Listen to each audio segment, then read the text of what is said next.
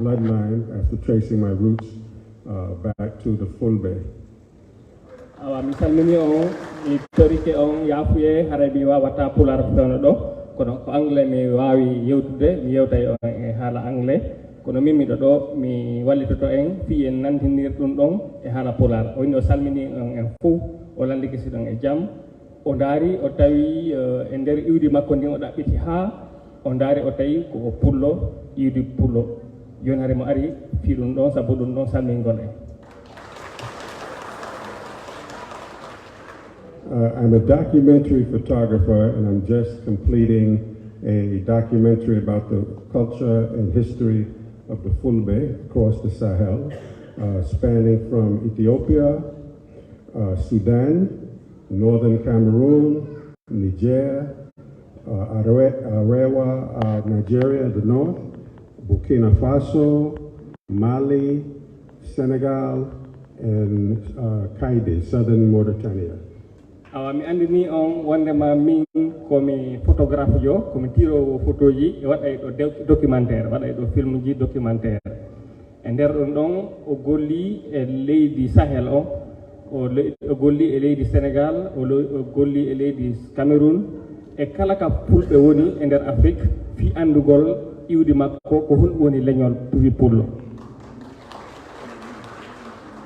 I began photographing and filming in 2009 and in the process of completing here in Senegal. On dari o fuɗɗike waɗugol on documentaire ɗon depuis 2009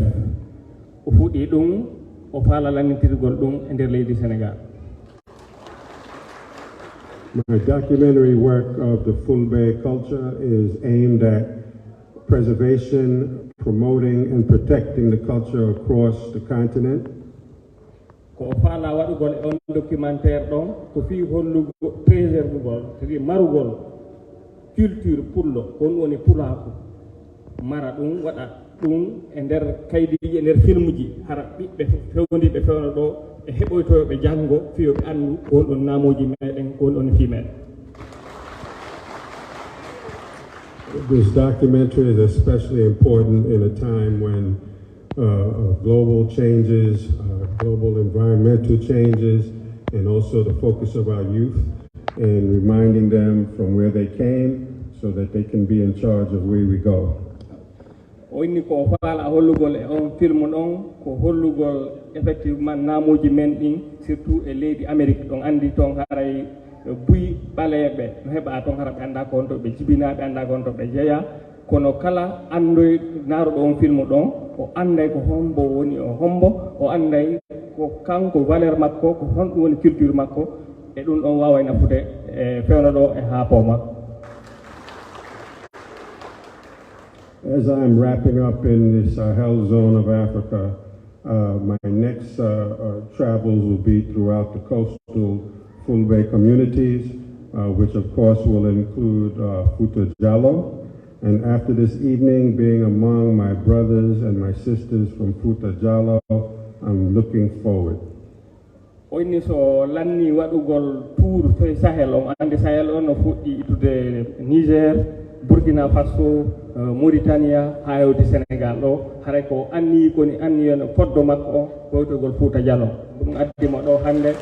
ngarugol salmingol bandiraɓe makko duhiɓe e sonnaɓe fi andingol e mom faala yawgol Fouta Djallon. On Jarama for your warm reception, and I look forward to visiting the Fouta Djallon and capturing the essence that is Fulbe. Awa o salmini on o landike siɗon e jaam haray mo weltori o andini on o hewte e Fouta Djallon o waɗa film ton kadi o ndaara ko honno wuuriɗen ton e naamuji men e gandalji men e culture men on o holla ɗum ɗon ko nder documentaire ji ko faala wadde. A jarama Ido Beli Ba.